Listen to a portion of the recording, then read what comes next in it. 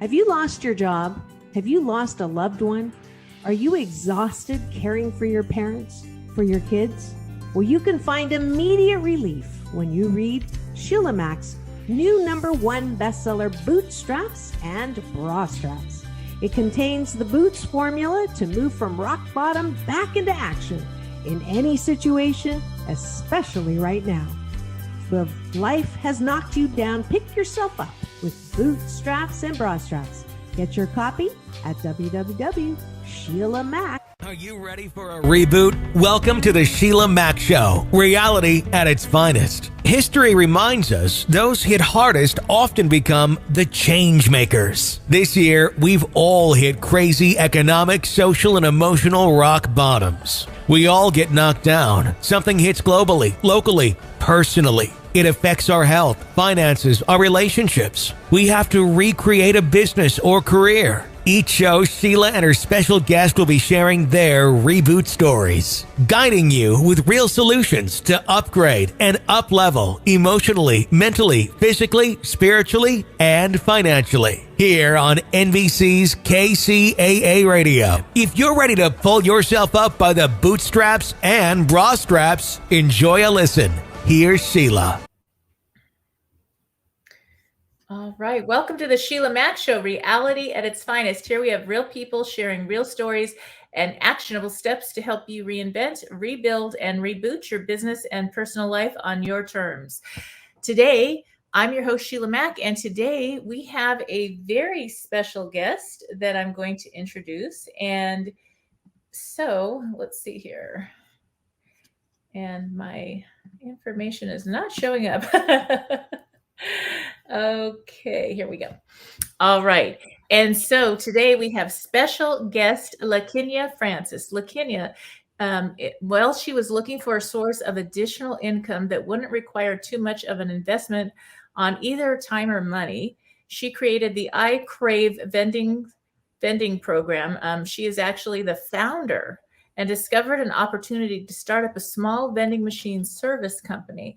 Through the initial startup cost, it was also reasonably affordable, and her efforts took no time away from her full-time work. Lakinya found that finding high-quality equipment that wouldn't break the bank and then obtaining locations in which to place her machines provided to be a challenge.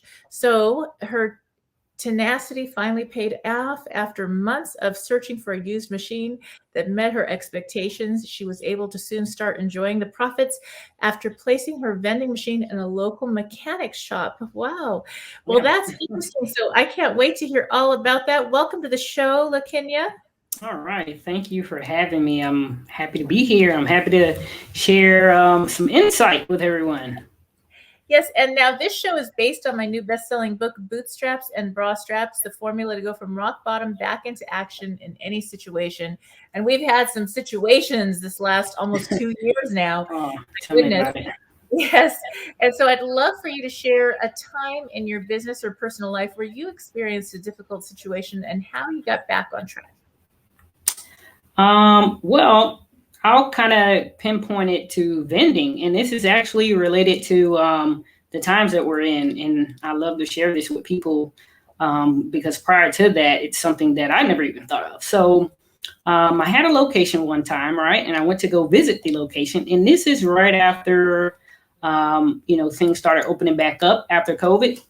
So I went to visit the location, and I went there, and I noticed that there was tape on the machine. And I'm like, what's going on? So anyways, the owner, there was a language barrier, but she was able to get someone on the phone. And basically the owner of the business sold it and didn't even tell me. Oh. So the new owner, she wanted the machines gone because she wanted to use the space for something else. So, sometimes people always give the upside of businesses and never really tell the dark side. So that was kind of challenging because I didn't know. I just finished spending money on a product. So I had to think quick. Mm-hmm. So I ended up selling those machines for a profit, which is something else that's, pretty interesting. But the whole point of that is I didn't have a contract in place or some sort of agreement. And then had I would have, it would have probably saved me that headache and stuff. So I actually use that as a really good point to share with others who are getting into the industry, to get you an agreement before you just shake hands on it. So, right. Yeah, so that's my tough time. Wow. Well, that's good that you were able to make a profit on the sale and move forward still. And then the lesson of the contract showed up. And coming from a real estate background, even if somebody has a contract with you or for a vending machine, or let's say they used to do a lot of these contracts for the phone cells on your roof, things like that, or a billboard, that contract goes with the property upon the sale. And so they have to let the buyer know, and then, the buyer of the property can buy you out or honor the contract usually. So that's something, and there's clauses that you can add to your contract, but usually that's the case. And so it is something that you have recourse, even if things get sold in the future, although people are going to do what they're going to do. And right. Sometimes they take matters into their own hands, but then you have that to protect you. And I remember years ago going through learning how to manage property on the side. I raised 6 kids and worked really hard, mostly paid for everything myself, and didn't have the support of another income. And 3 adopted, 3 from birth, but really it's a big family to raise. And so I was always doing this or that. And I managed properties for a long time. And in managing properties, I remember I had to learn the legal part about the contract and the legal things. And they sent me to an attorney, and the attorney would say, well, they want to save money, so I'm going to tell you what to do, and then I'll edit it. And so I learned about these legal contracts, and I thought, oh, this is such a bother. I don't want to get into all this. And it really blessed me. That knowledge, they can't take that away from you. It's yours now. Yes. And so sometimes our obstacles or difficulties are really gifts, and it's hard to see them at the moment. I just saw it as, this is not what I signed up for. Exactly. Yeah. So it was definitely something. Now, I'd love to hear more about how the vending machine industry works, and how did you get started in that? Right. So I guess I'll start with how I got started with it. So this is pretty funny. I was not using my spare time productively. So I was like, I got to find something to get into. I wouldn't mind making some extra money, but let me find something that I don't have to sell my soul to get started. And that's realistic, right? That's realistic for a working person. And I honestly stumbled across vending, and I'm like, whoa, but hold on. I thought that you had to be some kind of big company to get into this. And I started doing research, and one day I just said, hey, I'm buying machines, and because I've already done the research, and at this point, you just got to do it. And I literally, from the very beginning with just buying the machines, I learned so much. It cost me some money, to be honest with you. But what I was able to do, I was able to kind of turn that around, right, and monetize from my knowledge, and just kind of help everyone else who was trying to get into it. And over the last 2 years that I've been helping others, it's so interesting because a lot of people don't stop to realize that vending is not just for snacks and drinks. It's really not. And so I'm really helping a lot of people get into different types of vending. So, if someone wanted to get in vending now, I would ask them the first thing, well, what type of vending do you want to do? Right. Because one of the most popular things that I'm helping with, and this actually happened during the pandemic, and I was very surprised, like, what? The beauty industry. Man, I learned that regardless of what we're going through, what times we're in, people are going to pay to look good and feel good, right? And they're just going to upkeep themselves, men and women. And so I got a lot of people that were interested in selling beauty supplies from the vending machine. So, of course, I started building my resources and my Rolodex. And that's one of the things that I was, helping people get into, and I'm still doing that now. It's the beauty supplies. So that's one type of vending. Another unique one is the CBD vending. So the CBD products inside of the vending machine. Wow. Of course, snacks and drinks, candy machines. I've been working with a lot of parents, right? They're like, hey, you know, I want to start my kids a little business. Something it's fun, you know, and it's not, they'll get excited with it, and they'll kind of learn some financial skills. And so I do a lot of, one-on-ones with the candy machines where you put the quarter. I'm sure everybody's used one of those before. So that's just one thing, you know, figuring out the type of business vending that you want to get into. And then can you guess what's the most difficult part about it? When it comes to placement. Placement, finding the right location for your machine. You have to think about it, like, how are you benefiting from it? Because it's your machine, right? And it's going to be placed in somebody's business or establishment, and people are going to use it. But in order for you to make money from it, you have to have the people there. So you have to be very strategic and careful about the location that you're trying to acquire. So that is actually really, really probably the most important part of the business. You know, you can buy anything anywhere. People are selling vending machines everywhere. You just got to look. But finding the right location, it takes some research, probably like similar to real estate, you know, where you know, the location and, you know, those things play a big part. So the location is probably the most difficult part about the business, but it is the most important part because it'll allow you to be, you know, there's some people, man, they have some really profitable places and they're making tons of money, more than we kind of underestimate, like, oh, it's a vending machine, you know, it's just $1 or $2. And there's some people that they do that for a living, you know, multiple machines, and you know, and it's not 100% passive, but it is semi-passive, because once you get the machine and you get it in a place, all you have to do is maintain it, keeping it stocked with your, you know, your drinks and your snacks or whatever product you're selling. And, you know, you may visit once a week, twice a month, you know, every other week, however the flow is. And yeah, it's actually a really interesting, like, side hustle. It's actually kind of fun, and it just really fit my personality. Because my mom always tell me, you're like a big kid, but you're an adult. So it's especially in the background that I come in, you know, with profession, you know, more serious. And yeah, this was something that allowed me to kind of be myself, right? I didn't have to dress up. I literally can, you know, go in and make conversation with the people in the place and, you know, ask them what they want in the machine. And yeah, so it's a cute little fun business to get going. And yeah. Wow. Now, okay, so what is your other thing that you do other than the vending? I won't get very, very specific, but I do work a 9 to 5, and I teach adults. Wow. Yeah, and I actually used to be, prior to that, I was a high school and a middle school teacher.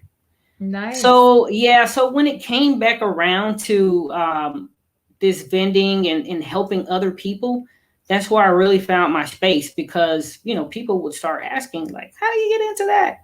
And then, you know, that's when I started holding consultations. And I'm like, man, I love this. You know, being so resourceful to people. And one thing I learned is that you can have a ton of knowledge, but not everybody can, you know, get the information across the same way. And this was just something natural for me. So it actually kind of tied into what I'm already, you know, used to doing, you know, kind of instructing and teaching and guiding. So yeah. I love that, because it's helping people, you know, just about anybody can use a little side business that's semi-passive and easy to do right now. And with the situation the way it is, many times people aren't able to get to where they need to go, or it's just more convenient to pick something up, whether it's a snack or beauty products. I mean, I learned over this lockdown, I had to learn how to do my own nails. I had to learn Right? all these crazy things that I never did before. And, and it's like, okay, some things are still nice to go do, but then there's other things, nails. I would pay for the powder dip. It was $65 to $100. It's expensive. Depending on whatever they did. And you go a couple times a month. It's and expensive.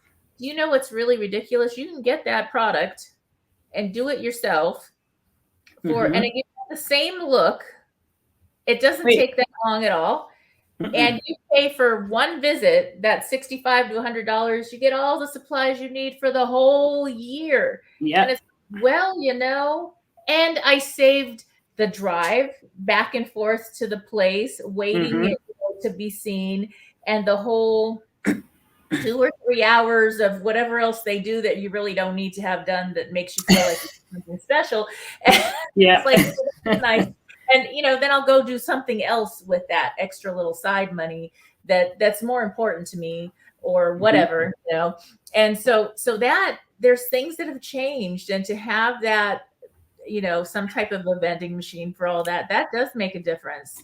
It does. I was talking to a gentleman recently here in Miami where I am, and he lives downtown, and he was just kind of telling me a little bit about himself and the building that he lives in. He says, hey, there's a market downstairs, and they charge an arm and a leg for everything. But in order for me to get basic things, I have to go get the car and, think about it, downtown, parking. And so I actually am collaborating with him to do a convenience machine for some of the buildings in the area. So the convenience machine will sell all sorts of things, all sorts of miscellaneous items, deodorant, toothpaste, toothbrush, Tylenol, not just snacks and drinks. It's a convenience machine. So I told him, I said, put yourself in the idea that if you needed to go and get a phone charger or something like that, how far is Walgreens? He's like, yeah, it's a few blocks. I'd have to catch an Uber. Or I said, so imagine if you had a machine downstairs, right? With these things in there. Yes, that makes so much sense. In Beverly Hills, it's so stupid. You have to drive a half an hour to go like 12 blocks or 15 blocks. And then you have to pay, if there's no parking, you have to pay valet or walk, I don't know how many miles to get to where you're going to go. And then you've already spent the gas, which is okay. In our area, it's $5-6 a gallon minimum. What? Yeah, and that's just the way it is. And then you've got to pay the valet or the parking meter. If you're lucky, you get the meter. And they only take a credit card now, no coins, because it's that expensive per hour. Oh, wow. And then you finally get to your appointment, and then you're shopping. And then you got to buy the stuff or pay for the whatever it is, and it's kind of ridiculous. It's really, it's like I plan my trips to go out, and it used to be before all this crazy pandemic that I would just take an Uber or a Lyft. You actually spend less money than paying for all the parking. Right. No, that is true. That is true. And I learned it. They've raised the prices on the Uber and Lyft. Yeah, they have. Yeah. So, I mean, with the gas and everything else, it makes sense. But and they're limited. So now it's not like before. You could wait an hour, half an hour to an hour for an Uber or Lyft. Whereas before in the city, you would have one every, in a minute. They just swing around. There they are. And so that's the situation. So this is such a good time. It is. Doing.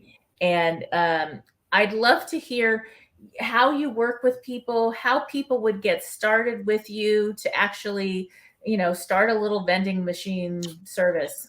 Really, my platform that I will call it hanging out at is Instagram, right? So I'm usually there. And of course I have my website, iKraveVending.com. And I find what people like the most is not just to buy a course or an ebook. They like to speak with me. And so my approach is kind of different. I actually help everybody hands-on. So I kind of, they book their call, and from there they have access to me via text. I get people texting me all the time, because I help them with everything, starting their business structure, IRS stuff, insurance, everything. So I kind of provide that real hands-on guidance, so that they won't make the mistake that I did, and have to figure it out at the end. And I can just help them go through the right steps the first time. So yeah. And I'm always posting new content, even for someone who is not quite ready to start a business, but they like the idea and it's interesting to them. I try to post things that, get people's mind going, and, it's a lot of fun too. I love it. And it's so interesting, the power of the internet, because here I am, I'm located in Miami, but I'm helping people. I have a lot of people that I've helped out in your area over in California, but everywhere, all over the US. I've had people I've helped in Canada, Europe. Just recently, and this blew my mind, I had some people from Kuwait. Wow. They have some business over here, and, with coordinating with me and some people to help them out, I was like, wow, that is big. So, so it's pretty interesting. And I mean, if anybody is interested, I love, helping them out and educating them a little bit more. And I'm on all social platforms under iKrave Vending. And so, that's where you can find me at. iKrave Vending. Yes, that is wonderful. Wow, that sounds like something that just a fun project.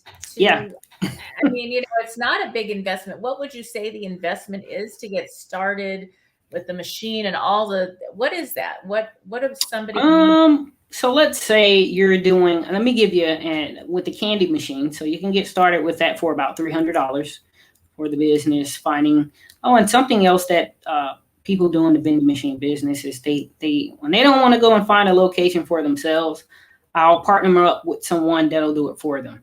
So even, really like a ready-made. You just need the motivation, and I'll keep on you.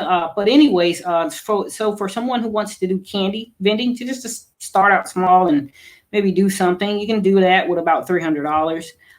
Let's say you want to do traditional snacks and drinks.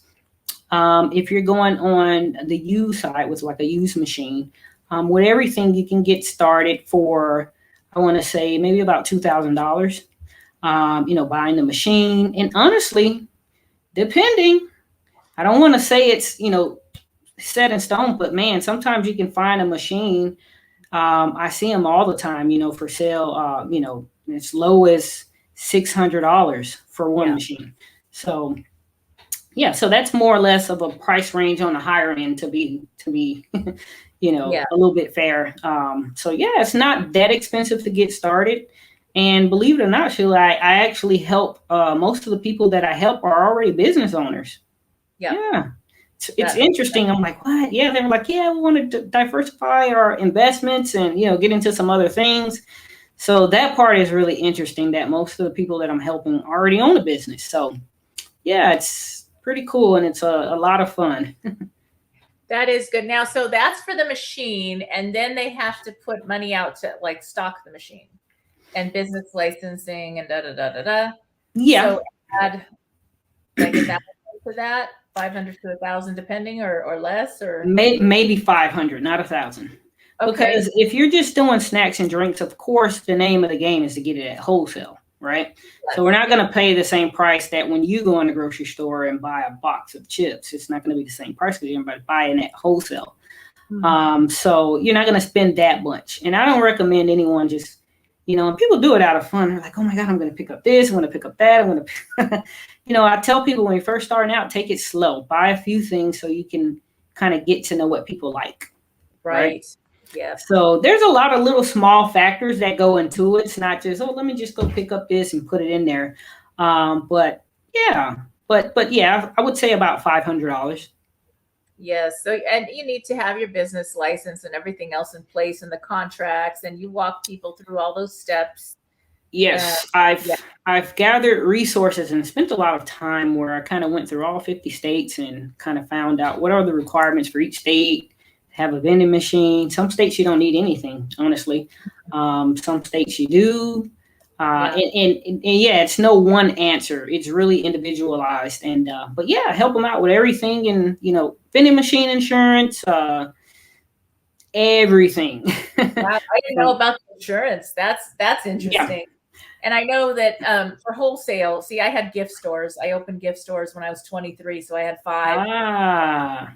I bought the building, so they paid for themselves, and it was a gift. For me, there was a heart to my stores because I helped at-risk youth, they called it. So kids that were from foster care. I came from foster care myself. So the kids would go through, I had over 100, almost 200 kids actually that went through the program and then hired at a really good place. And so the stores were successful because of that. And I learned so much and made every mistake possible. Right. And then some. I know that, getting your sales tax and your use, you need that for the wholesale. You And need it. wholesale, Well, yeah. In many states, so California, you have to have a resale license or Oh, yeah. So depending on where you are, and with that, the standard is 2 to 2.5 times. So whatever they charge you at the store that's the formula. is 2 to 2.5 times less. Now books are different, not as much, but so that's the formula. So it's something that's incredible, but you still could lose money if you invest too much in the wrong thing. Absolutely. Yeah. You definitely can. You might buy, and I have a cool story about that, when I first got started. Miami, I'm not sure if you guys are familiar with the demographics here, but it's heavily Hispanic, right? So my first location, I went to the store and I got this stuff and, and I'm stocking the machine and I go back and I'm like, okay, they took the drinks, they're buying the drinks because drinks just generally sell more. So that's a fact for anybody that wants to know. And I'm like, okay, they didn't touch the drink. So I called my friend, my Cuban friend, and I'm like, hey, guy, what's going on? He's like, oh, Francis, because they call me by my last name, Francis. Francis, us Spanish people, we like it spicy, we like a lemon. And so I was like, oh my God, okay. So basically I didn't buy the right thing. So that's another thing. Demographics go into play as well. Yeah. And I have to take that as a loss, So yeah, you can buy too much of something that doesn't belong and actually essentially lose out. So yeah, you're right. Take a loss. Yes. So one of the things I would do is go now with a big store, I would go to the trade shows. And when I started out, I didn't have all that much money, of course, this young kid, right? Yep. And when I started out, I had free rent for 6 months and all this other stuff. So I thought that was like 6 years, but it went quick. And I remember going to these shows and I would be able to buy the booth with all the merchandise for 75% under wholesale. Wow. And so that's like very good deal. And I would test if this goes in the store or not. It was a 5,000 store, so there's a lot of inventory you need. And whatever didn't work, I would take to the swap meet on the weekends and I would sell there. And then if it did flow, I would order more. And so the customers in each area, depending on where the store was, I had 5 at the end, was different. The music that was played, the way things were presented, every single thing was a different because of the demographic. Different setup. Yep. And what the people wanted. And exactly. So that really came into play. And I wonder, we had displays and decorating, but you have in the vending machine, even how it's the presentation can make it. Yeah, really the presentation. But really when I talk to people about demographics, they're like, what? But when I start talking, they're like, oh, wow, I didn't think about it. I always tell people, hey, your area plays a big difference. Like, all these people health conscious, Right. You know, what's the age group? Because, you know, me at the age of 34, I don't eat the same snacks as an 18-year-old. I just don't. And because sometimes I tell my stepdaughter, like, hey, you know, what do you want? And the stuff, I'm like, this exists. I never even knew this exists. So age plays a difference. You know, the area that you're in, it's so many little things that we don't think about that really make or break the business, you know, as far as your revenue and what you're gaining in your sales. You know, you have to, it's like playing a game. You got to kind of figure it out, right? You can throw some stuff out there, but essentially you're testing. And then once you figure out what they like, you put more of that, right? And you just kind of rearrange and kind of go from there. So it's a building thing. You know, I mean, you might put stuff in there and get a hit, but, you know, you're going to learn the location eventually. And like, you know, like I said, you know, I got a guy, he has a machine at a car lot, and he was telling me that, hey, the drinks are flying off, but the snacks aren't. Oh. So, you know, and that's okay. That's normal. I mean, it really just depends on where you are. And, you know, they're hot. These are salesmen that are out, you know, probably trying to sell cars, and they just want more drinks than they want to snack. Maybe they don't have the time to snack like that. So yeah, your demographics is going to really drive the direction of what you know, the products that you're going to put in there. Very similar to you. How you're going to display it, and just, I mean, and that's interesting that you said it breaks it on down to the music. Yeah. That's pretty cool. That's pretty. I mean, we had, the first store was in Montrose, California, near the Rose Bowl on the other side of Pasadena. And it was a community of people that were mostly grandparent age. And so played. When I was 23, so I was playing like the modern music, and people were like, oh, I can't stand the noise, you know, and it was like, okay, cool. And then I brought in Frank Sinatra and music that's more calming and peaceful and that they're familiar with. And it was, they would stay, and I'd have tea and different things. And, you know, I do concerts. On the weekend, I would have live performers do live music. I had 5,000 square feet. So we like moved things. People would come in and listen to the music, and they would buy. And, and so, but I had to change. And so like, that was one of the rules that, you know, we only have to play these particular types. Now, being that young, I played my own music, and it was not that music. You know, obviously, I remember the car, the windows would shake, you know, when you're, but, and that would be fine. But I made that example, and it was really, I mean, the revenue just doubled. It was ridiculous. Really? Just, you think it's just music. Wow. And that really, that's pretty interesting. That is very interesting. Very, very interesting. Wow. So I guess you have to analyze each area and see, okay, well, what type of, you know, what's our age range? You know, what type of people are we having here? What kind of music do they listen to? Oh yeah. Monrovia was different. Sierra Madre was different. Burbank, next to the studios, I had a big place. And so that was a completely different, and actually the studios would buy, and I would hunt for them, and they would give me their list of what they needed for the next show. What? And I would source those. And so it was a completely different, and you would have different fun music, and it was a completely different feel. And so I learned so much, and my clients were my teachers. So they taught you. Definitely. And that's good. And those are things that you learn that, look, it sticks with you. You know, it doesn't go anywhere. And so that's good. That's good. Pretty interesting. What you're doing sounds like such an incredible way to either start a side business if you're, you know, a parent, or working, and maybe your hours are getting cut, or things are getting weird right now with the rules changing, and maybe you're for them or against them, or who knows what. But, you know, it is what it is, and we have to do our best.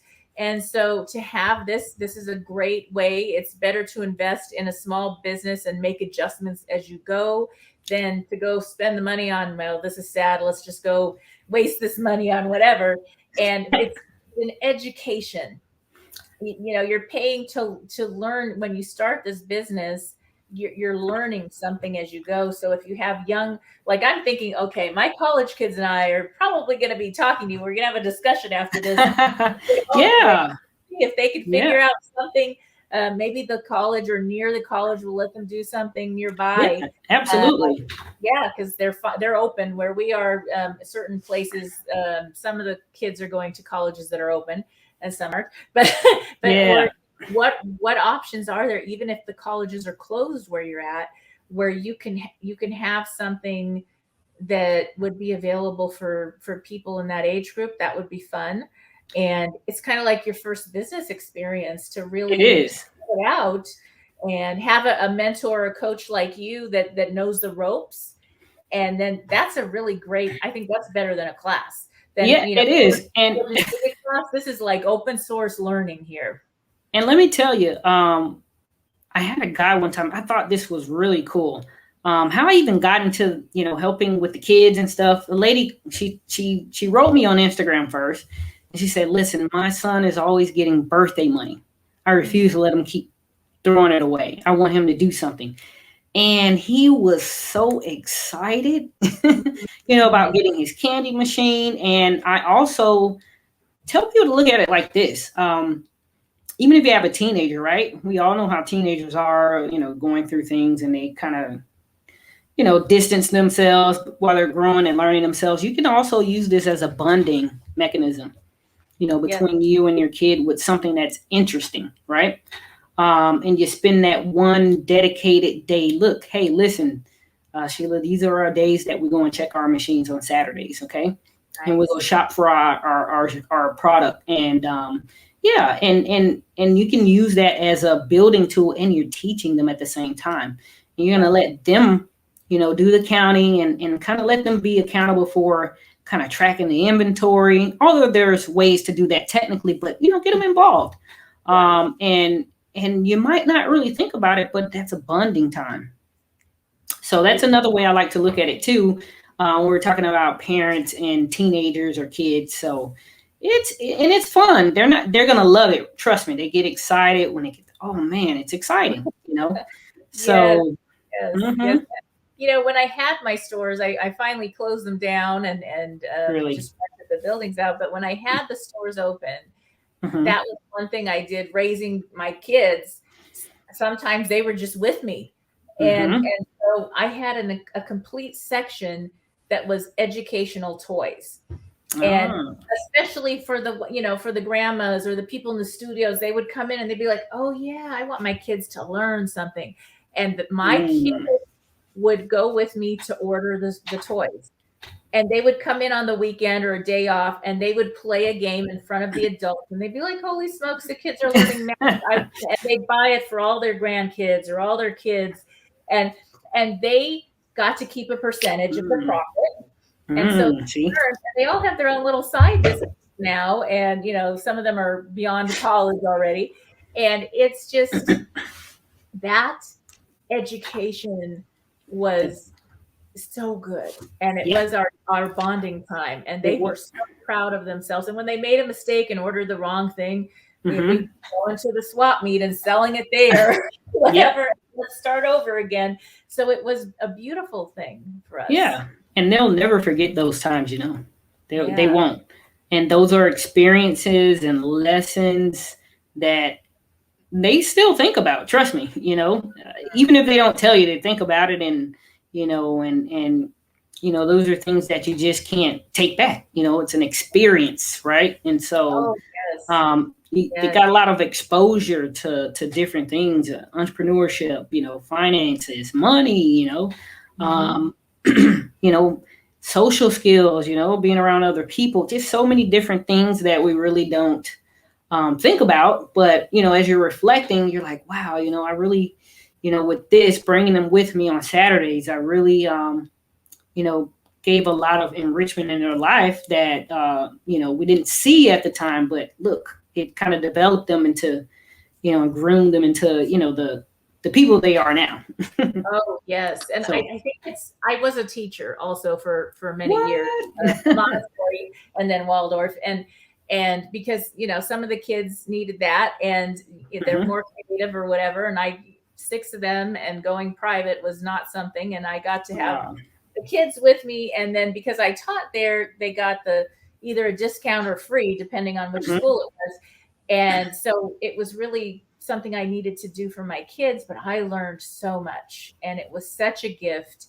And one of the things that I saw happening, because there were parents that maybe did their homework for the kids, or there were parents that gave the kids so much. High school, a brand new, I don't know, nice sporty car, like out to lunch. And I'm like, you know what? That's such a disservice. All right. It is not a good thing at all. And it tells them, I don't think you're capable of doing this on your own. And I'm not going to show you how to stand on your own 2 feet. Whereas, when your kids get involved, they value work.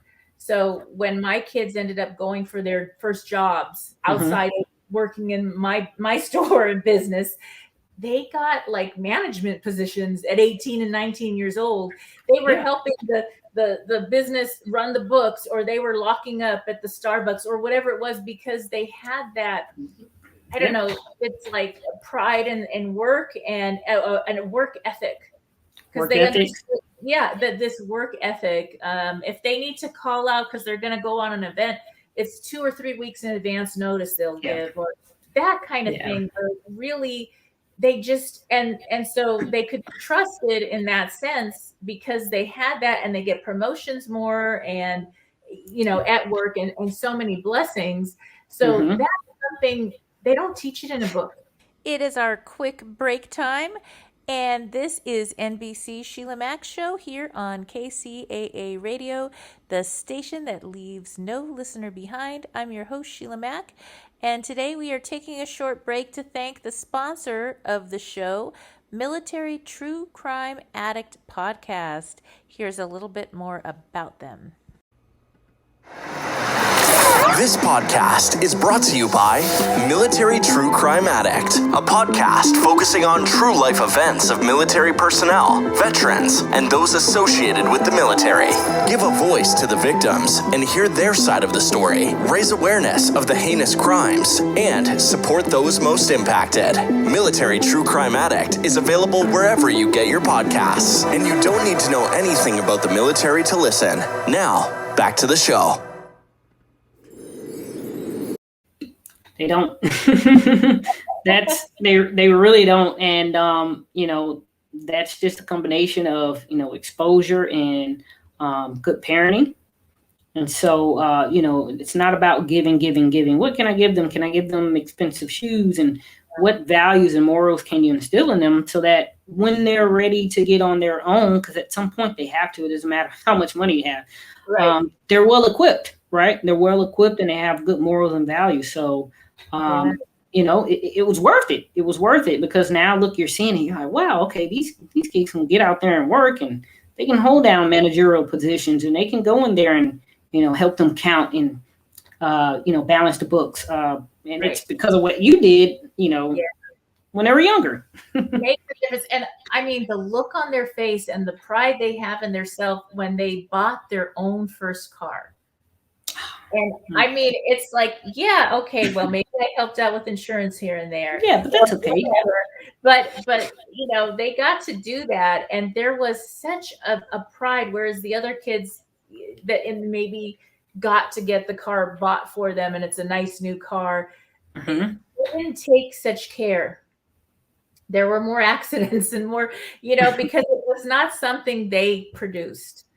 And so there's something I feel like I knew when you can afford to buy your own car, you're going to be responsible enough to be safe, to follow the laws, to be careful. Don't drink and drive. Don't do these crazy things. And so that made a big difference in their ability to be responsible too. So this is a great way to start out. I can't wait to do the vending machine here. And we'll probably do it in a couple different places because I have kids in different states. Oh, really? Okay. Yeah, well, 6, and so yeah, that's wonderful. And Yeah. for those tuning in, I'd love for you to share one more time where they can connect to get started. Sure. So if you're a Facebook user, because I know some people prefer one platform over the other, I'm on Facebook. I'm on Instagram under iKrave Vending. So that's IKRAVE, Vending. Okay. You can find me either on either platform. If you write me, I will write you back. I enjoy it. I'll respond to you. Or you can email me. Some people like to email. So info@iKraveVending.com. That's another way to catch me. Or iKraveVending.com, the website. Okay. So you got a few options. There. And so, anybody that's looking to learn, I'm willing to help. Outstanding. And the last question I always have for my guests is, if you could go back in time, what advice would you give your younger self? That's easy. If I can go back in time, the advice that I would give my younger self is probably to have taken care of your credit a little bit better when you were younger. When I was in college, I didn't appreciate it. I didn't understand it. And man, it can take you really far. So if I can go back and say, Lakinya, take your credit as serious as you take your health. And, in my early 20s, and I think that would have, not that I regret anything, but it would have had some different opportunities available with that. And I think anybody that's an adult can kind of attest to that, with credit, it really is key in it. And it really does matter. Yes. So that will probably be the one thing. And if I had to tell somebody that was 23, I'd say, take care of your credit. Yeah. Mm-hmm. That is so good. And when you start your business, you can get business credit. And let me tell you, that's another. I was 23. By the time I was 24, because of the stores and the business credit, I remember buying a van, 0 interest on the business credit. Yep. Best deal. I could never get that deal as a young kid, just, starting out. Yeah. But the business could. It was a corporation, and I remember buying the other properties. I rented the first place, bought the other properties, all with the business credit. That's what I mean. Learn about, if you're starting at a certain point, once you start and build, you think vending machines, well, anything, whatever it is, you're going to start to establish business credit. You will be able to invest, including buying a home or buying a business space. So keep that in mind and don't use that personal credit. That's really important. I love that you brought that up. Yeah, it actually is. And that's something that I do recommend people to. Like, go ahead and establish and I'm learning this kind of late in the game, but at least I'm helping the next person. Go ahead and get you want to get that established. I do have some people that they buy machines on business credit. Come up with the vendor. So, because remember I said some of these people are already established business, but it's important. It's really important. Yes, that's wonderful. All right. Well, thank you again, Lakinya, for being a guest on the show, and I look forward to learning more about it. So for those tuning in, we'll be back after these messages. Stay tuned. All right. Overview of the Boots formula. In December of 2017, I lost my house, my car, and my cat due to a fire. It sounds like a country music song, but that was my reality. And yet another rock bottom situation after a long period of doing really well. When we're able to retrain our minds to focus on the positives, we're able to enjoy more of life, even while we're rebuilding and rebooting. We're going to starve those negative thoughts, not feeding them with our attention, time, or energy. When you focus on the good parts of your life, those things that you can be grateful for in this moment, that energy will bring even more good things your way. Contribute and utilize your unique talent. You're not thinking about the problem at hand. You're not showing up for approval. You're just being your best self. You use your rock bottom to set the direction for your life beyond this rock bottom situation.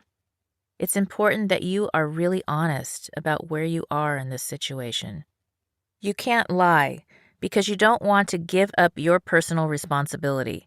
You have to own every part of this and realize it could be worse. It could be better, but this is it. If you aren't able to be honest about where you're starting from, you won't be able to clearly see where you want to go or how to get there. The next letter of Boots will help you answer that. The second O is for order of operations. The third step of the Boots formula is finding the order of operations. When you're in a rock bottom moment, there are certain steps you know you need to take to get out of it, and you need to complete those steps in a certain order. T is for thinking. The fourth step of the Boots formula is thinking. If you recall your thinking at the most successful points in your life, it's probably vastly different from your thinking when a crisis brings you to a rock bottom situation. Often, at the toughest times, our thinking goes to survival. We lose sight of the possibilities and opportunities that are before us. This is where thinking comes into play. It's vital to have a strong mindset in order to keep our boots on and walk out of a rough spot in life. Thinking leads you to a clear vision of where you want to go on that map of your desired outcome.